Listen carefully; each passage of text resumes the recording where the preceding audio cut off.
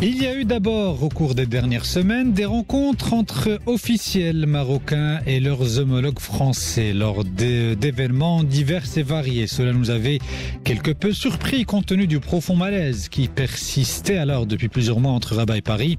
Ensuite, il y a eu cette réception officielle de l'ambassadeur de France au Maroc par Sa Majesté le roi Mohammed VI aux côtés d'autres ambassadeurs.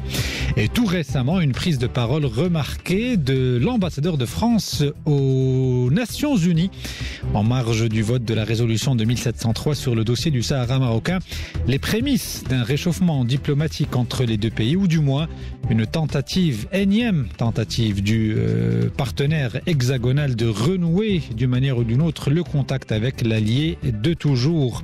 Car dans cette affaire, on ne peut pas dire que les torts sont partagés, loin de là la diplomatie française est, il faut le dire, en grande partie responsable du froid diplomatique qui a caractérisé la coopération entre les deux pays au cours des derniers mois. Mais aujourd'hui, tout semble réglé, c'est ce qu'affirme en tout cas Christophe Lecourtier dans une récente sortie médiatique.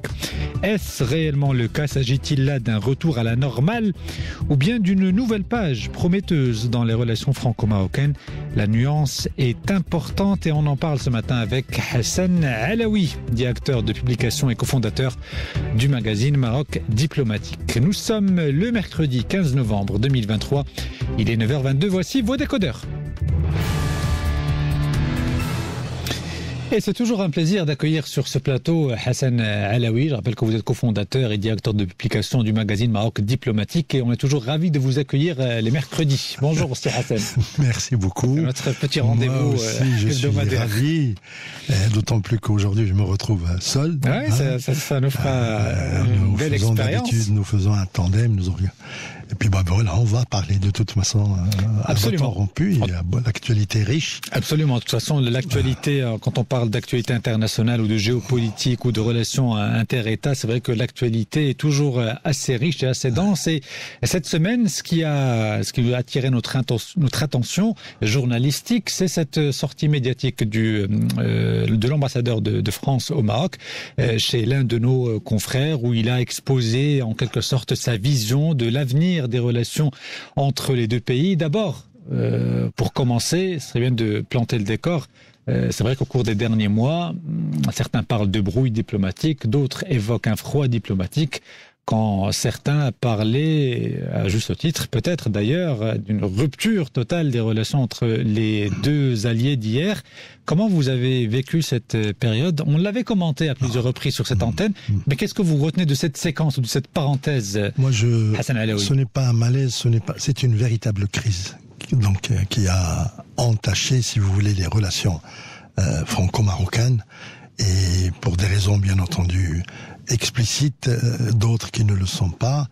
Et j'allais dire, les critiques sont allées tambour battant contre le Maroc, je veux dire par la presse française qui n'a pas ménagé du tout nos institutions, qui se sont attaquées carrément au roi, et qui évidemment donner le temps, si vous voulez, ou le là, comme on dit, de ce qui se passe et ce qui se conçoit à l'Élysée.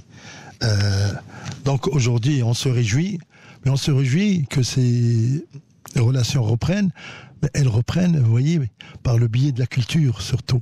Moi, c'est ce que je veux souligner. Parce qu'il vient d'y avoir une double exposition à Tanger, très très importante, et puis une opération de don, de tableaux très très chers d'un grand monsieur qui aime le Maroc, et qui a fait don à la ville de Tanger, et que bien sûr monsieur Qotbi Mehdi, qui est le président donc de la fondation, est allé accueillir, et avec un échange de discours et en présence de personnalités importantes.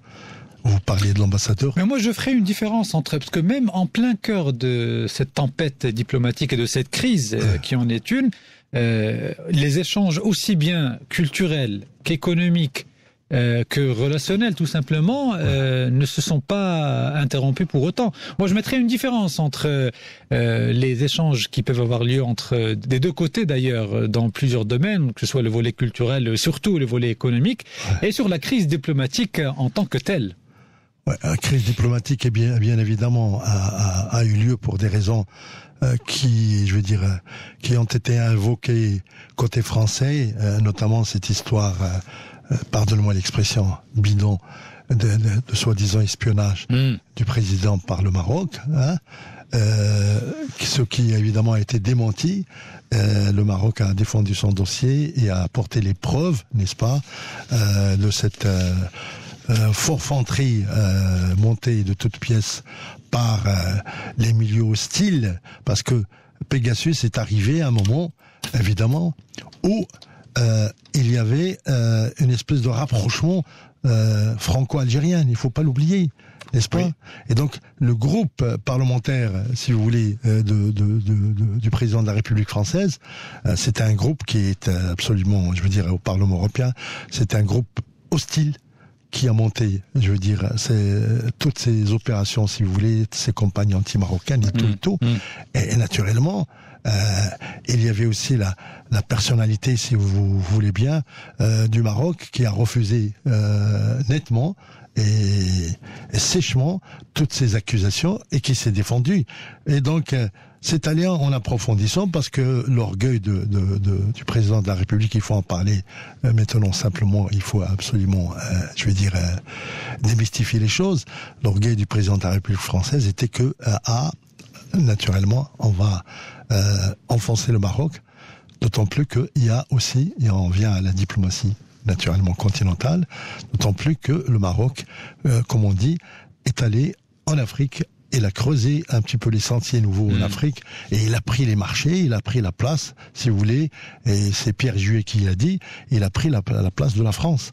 Ça, c'est un élément important. Mais tout à l'heure, je disais en introduction que dans cette affaire, on ne peut pas dire que les torts sont partagés. Alors, je ne dis pas ça par pur chauvinisme ou parce que je défends mon pays aux dépens d'un autre. Pas que ça, mais parce que les faits me donnent raison, à savoir que la diplomatie française du chef de l'État Emmanuel Macron, quand on voit ce qui s'est passé au cours des dernières semaines, des derniers mois, dans différents déplacements, sur différents sujets, différents théâtres, que ce soit au niveau du Proche-Orient, que ce soit lors de ses visites en Afrique subsaharienne, c'est la maladresse qui caractérise aujourd'hui l'action diplomatique française, et c'est ce que nous avons pu peut-être expérimenter aussi. Moi, je reprends les termes des observateurs français eux-mêmes, qui parlent d'amateurisme, qui parlent de comme vous dites, d'expérience, bien entendu, qui parle surtout de méconnaissance surtout ça, de la méconnaissance, c'est le terme approprié, je pense. Et Monsieur Macron est venu à la politique, on sait par quel chemin, par quel chemin sinueux.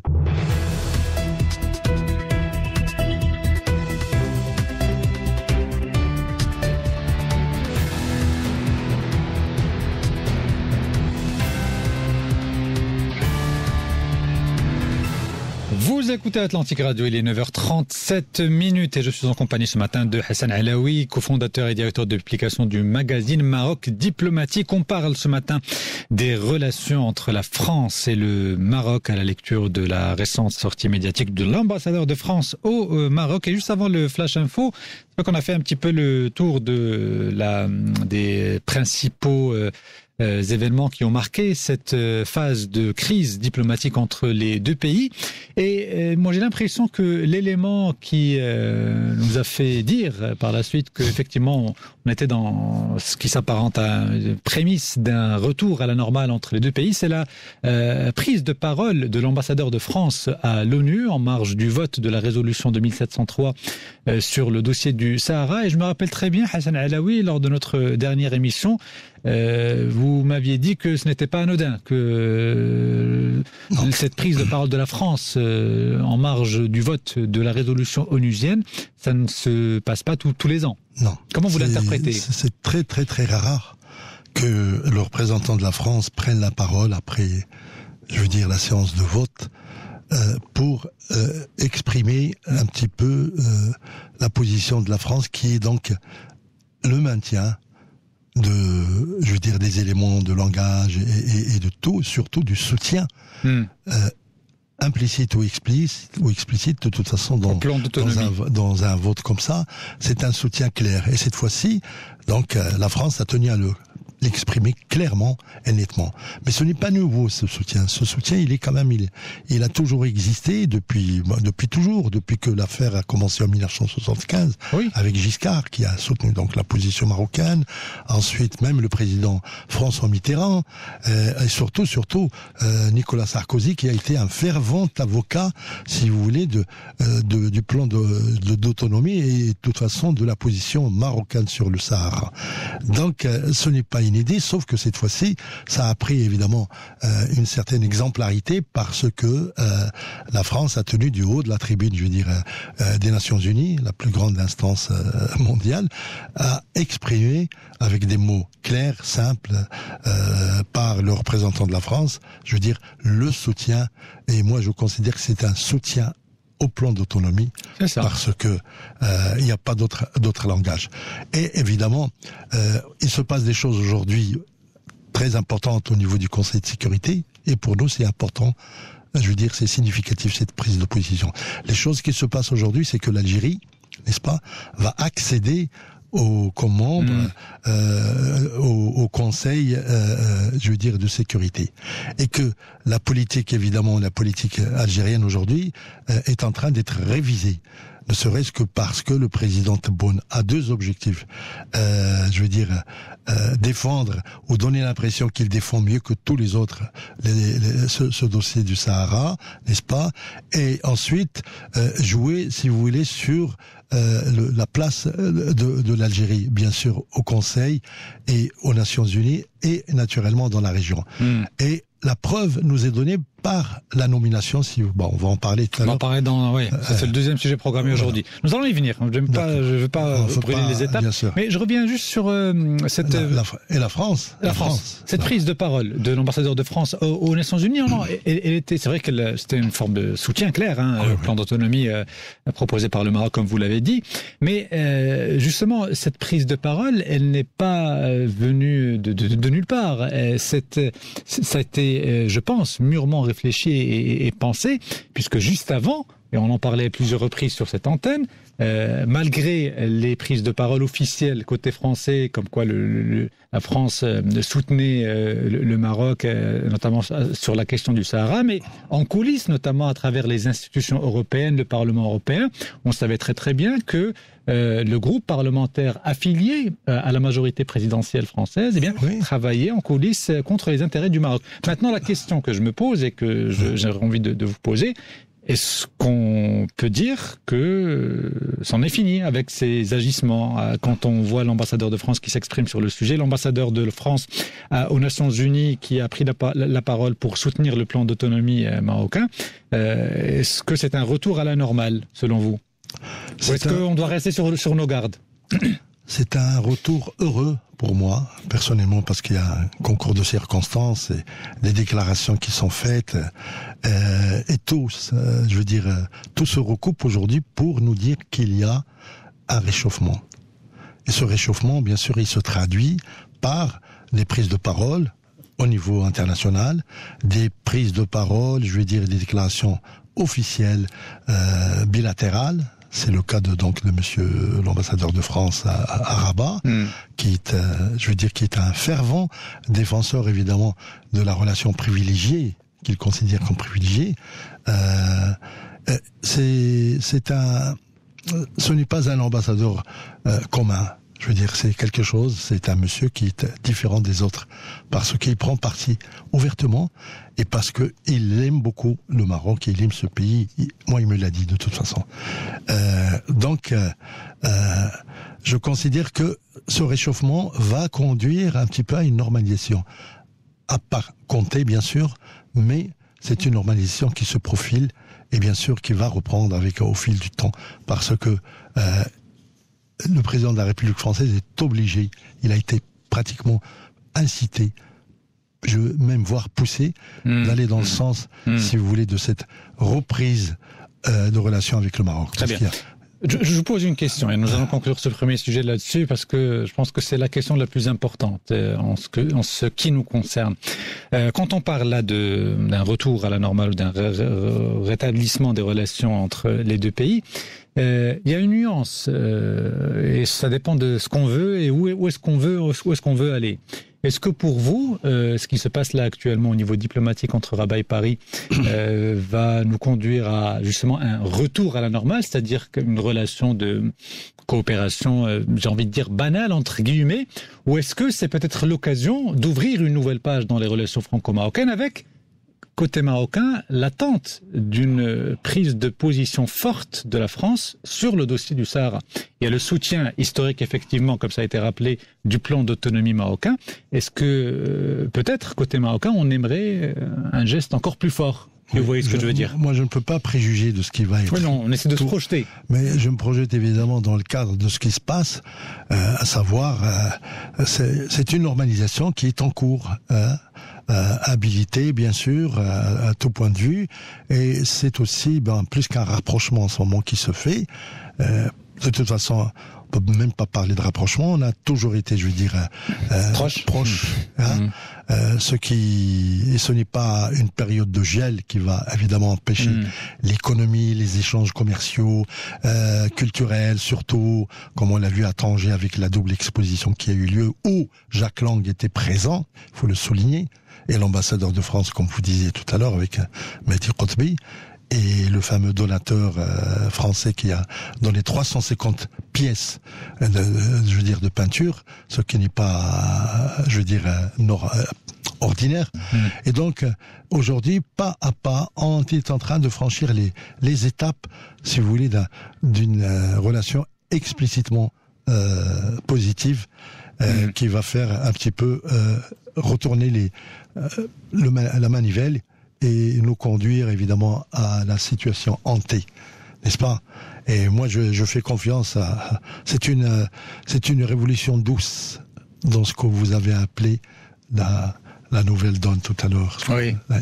C'est ça en fait. C'est en fait ce qui nous intéresse le plus, c'est de voir, d'essayer de comprendre où est-ce qu'on se dirige avec notre partenaire historique. Ce que vous avez appelé la page nouvelle. Je préfère ce mot parce qu'évidemment c'est une page nouvelle.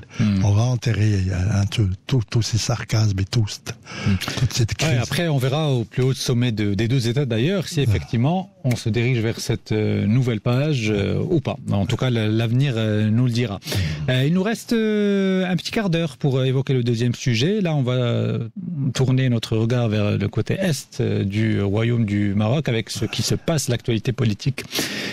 En Algérie, c'était samedi dernier, le président algérien Abdelmejid Tebboune a nommé un nouveau Premier ministre pour le pays. C'est son troisième Premier ministre nommé depuis l'élection de décembre 2019 et il s'agit de Nadir Larbaoui.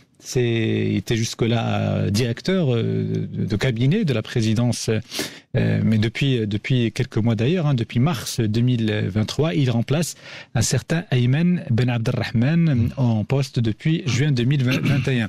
Vous qui êtes très au fait justement de l'actualité politique en Algérie, qui suivez un petit peu ce qui se passe chez nos voisins de l'Est, qui est Nadir Larbaoui et que signifie selon vous cette élection dans le contexte actuel ?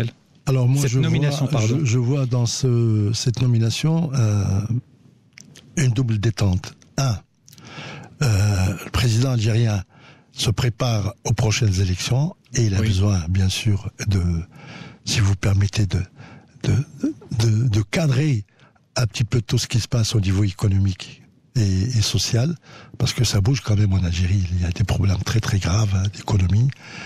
Et c'est aussi pour reprendre d'une manière très très forte le dossier du Sahara et je souligne l'animosité contre le Maroc, parce que Monsieur Larbaoui est connu pour évidemment être le plus redoutable adversaire du Maroc. Un ancien diplomate aux Nations Unies. Oui. Il était aux Nations Unies. Et j'ai vu un autre élément qui va dans ce sens, c'est que l'une de ses premières actions en tant que nouveau Premier ministre, c'est de recevoir le prétendu leader du Polisario. Le prétendu leader. Voilà.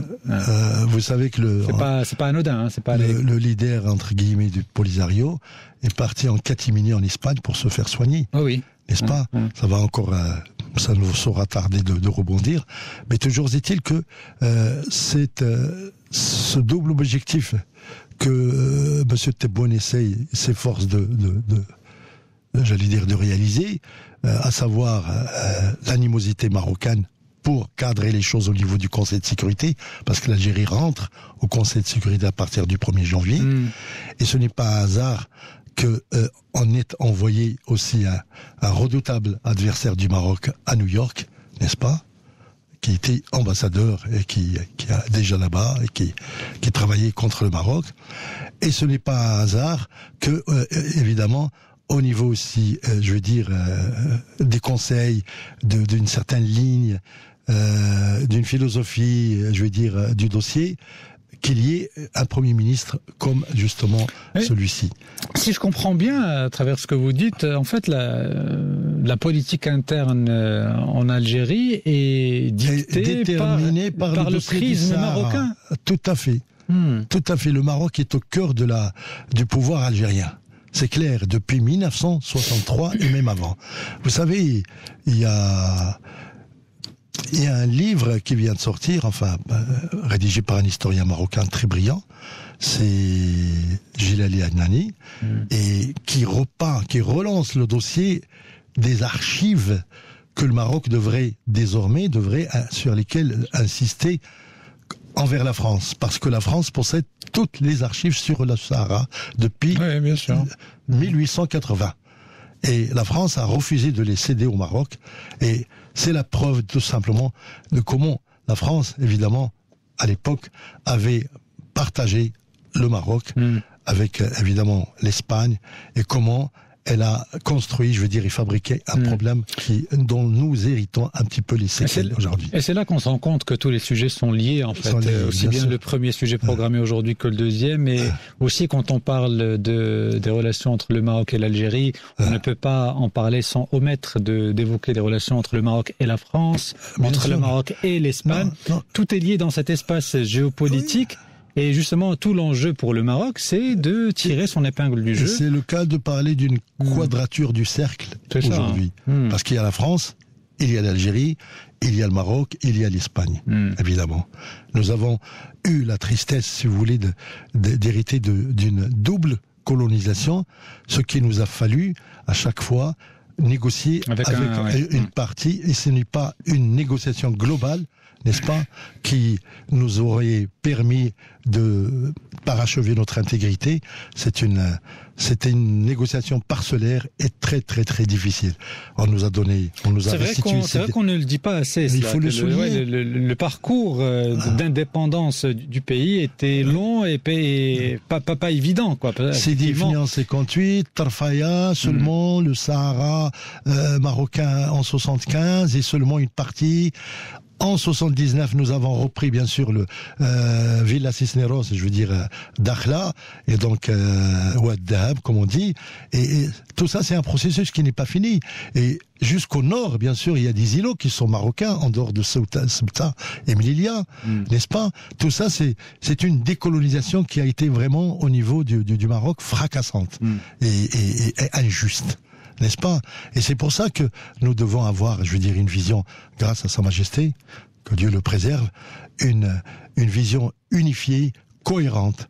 Et ce n'est pas un hasard, et vous permettez que je fasse cette sortie, que le roi est mis en exergue aujourd'hui la dimension atlantique du Maroc, parce que la dimension atlantique qui va contenir un petit peu, comprendre 24 à 25 pays africains, n'est-ce pas? Ça va nous donner du punch et du poids pour, évidemment, être dans la cour des grands. Et la cour des grands aujourd'hui, c'est par exemple, c'est les États-Unis, l'Amérique latine, c'est le Brésil, c'est le Chili, les 5 pays que le roi a visités en 2006. N'est-ce pas, pour renforcer une dimension, atlantique du Maroc, aujourd'hui. On en est là aujourd'hui. Une dernière question pour conclure, et on revient au dossier du Sahara, parce qu'en fait, tout tourne autour de cette question du Sahara, aussi bien les relations entre le Maroc et la France que les relations directes avec le voisin de l'Est. Vous avez évoqué le fait que l'Algérie accède effectivement au Conseil de sécurité à partir de janvier. À partir de janvier. On a aussi cette agitation diplomatique avec la France au cours des dernières semaines. On a une nouvelle résolution qui vient d'être adoptée d'ailleurs par le Conseil de sécurité. À quoi doit-on s'attendre pour cette année qui vient, en attendant le vote d'une prochaine résolution? Et surtout, j'ai oublié de le dire, mais c'est un élément important, les attaques qui ont visé la ville de Smara. On voit que le contexte est animé, agité, si j'ose dire. Oui, c'est ça. Vous avez raison de faire, je veux dire, c'est en train de faire de la géopolitique. C'est ça, c'est ça. Vous faites de la géopolitique parce que à quoi doit-on s'attendre? Tout s'entremêle, tout s'enchevêtre, et il faut être attentif à tout ça. Ce qui se passe à Arza a aussi des conséquences sur le Maghreb et la région, parce que tout simplement l'Algérie a cru s'approprier le dossier de la Palestine, alors que c'est le Maroc, si vous voulez, qui a été le premier et toujours le plus ardent défenseur de la Palestine et du peuple palestinien surtout, n'est-ce pas? Yasser Arafat a été reconnu comme, je veux dire, comme leader à Rabat, au sommet arabe de Rabat en 1974. Donc cette dimension palestinienne du Maroc, c'est nous qui devons la défendre mieux que les Algériens. Mais eux, ils font de la démagogie et tout. Deuxième élément, c'est qu'aujourd'hui, ce qui se passe à Arza, ce n'est pas anodin, puisque maintenant, de plus en plus, on découvre l'entrisme et le rôle explicite de l'Iran, du Hezbollah, de la Syrie, et je veux dire, de Hezbollah bien sûr, et surtout de tout ce qu'on peut appeler aujourd'hui ces mouvements qui militent pour le séparatisme et qui sont contre le Maroc. Donc l'élargissement, si vous voulez, du rôle de l'Iran, aujourd'hui, vient jusqu'à nous. Tout simplement, parce que c'est l'Iran qui fournit les roquettes maintenant au Polisario, et c'est l'Iran aussi donc qui donne toute la logistique au Polisario, à l'Algérie, pour les utiliser. Et les roquettes qui ont été lancées contre Smara, n'est-ce pas, ce sont des roquettes iraniennes, bien sûr. Et ce sont aujourd'hui les preuves. Ça vous le dites, moi j'attends toujours les résultats de l'enquête qui a été lancée. C'est clair, ça a été annoncé par... Vous savez, l'Iran a un plan pour détruire Israël, ça c'est clair, n'est-ce pas? Il n'y arrivera jamais, bien entendu. Fort heureusement, je le dis. Et l'Iran aussi maintenant fait un petit peu élargit sa vision stratégique, entre guillemets, et vient pratiquement jusqu'aux confins marocains.